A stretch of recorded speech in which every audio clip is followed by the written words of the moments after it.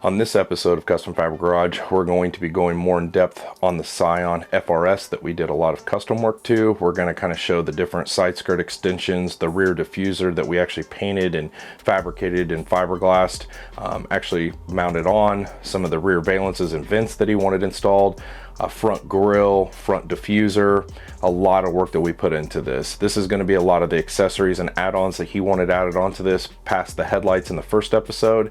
The next episode after this, we're going to be showing you more of the fabrication of the wide body, you know, fender flares, whatever people refer to them as nowadays. Also the spoiler that we custom painted. This is a lot of work that we did to this vehicle, so we kind of want to show multiple different videos of the different process that we did. Understand a lot of this isn't going to be a how-to, this is going to be a step-by-step showing what we did to the vehicle, kind of a before and an after. That way you guys can kind of see what this particular model of brand or different items that this customer had ordered will look like on your vehicle if you own an FRS or a BRZ. So we want to kind of show this video to show before and after. This next episode that we'll have coming up will be the wide body portion of it, so that way you can kind of see the third installment of this video series that we're going to be doing.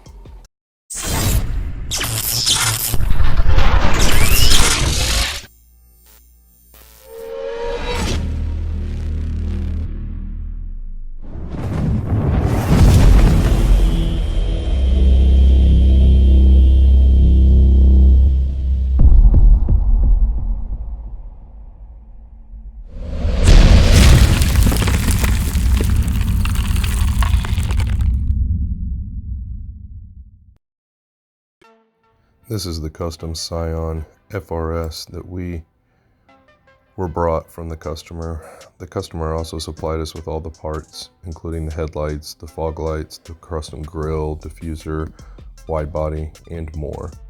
In this video, we're going to kind of show you a little bit about what we did with the custom grille and the rear diffuser and some vents that we also put on the vehicle. This is the custom grille that he brought to us. Also, this is the front valence as well, or front lip with splitters.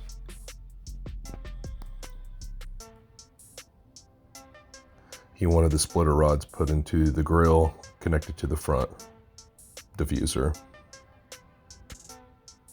They were actually APR rods, which were really nice. We went ahead and mounted the front diffuser lip using some bolts and washers so that it wouldn't flex or sway when he was driving down the road and rip off.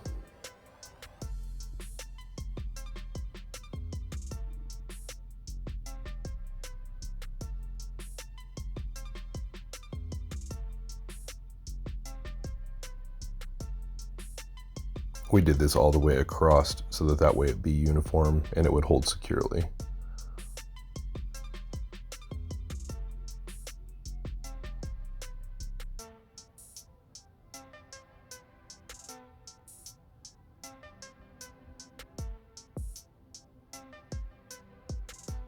It definitely gave it a more aggressive look from the front.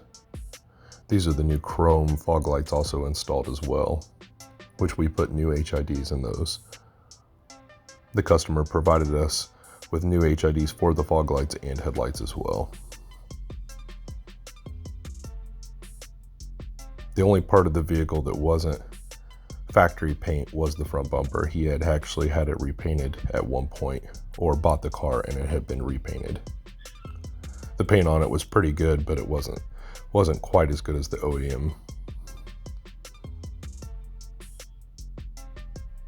These are the new headlights installed as well with the new LED bars and the HIDs as well.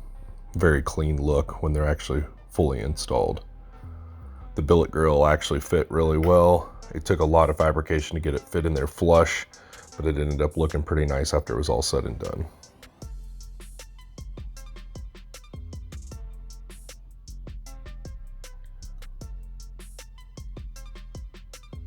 Here's the back window before we installed the vent that he brought into us. It's a very, very large back vent piece that he wanted to have installed. We actually had already installed the two side window pieces that he had brought into us with just two-sided tape. This piece, actually, you can see the bolt sticking out that attaches to these brackets so that it bolts right on. It took about 2 or 3 of us to get it installed correctly, because you have to match it up to every single body line, including the trunk, or it will not fit right. Same for the side vents. They have to be mounted up correctly and fit every single gasket, because if not, it will not sit flush or sit correctly. It even has a cutout in the back piece for the third brake light as well, which is pretty nice. These are the side skirt extensions that we bolted onto the vehicle. They're pretty easy to install. Once you jack up the vehicle and take the wheels off, you can actually just screw them into the body underneath. It actually adds the look that we were looking for with the front diffuser, because it goes out almost the identical, width that the actual front diffuser sticks out as well. So that way the front diffuser doesn't stick out way farther than the rest of the body. The customer also supplied us with these as well.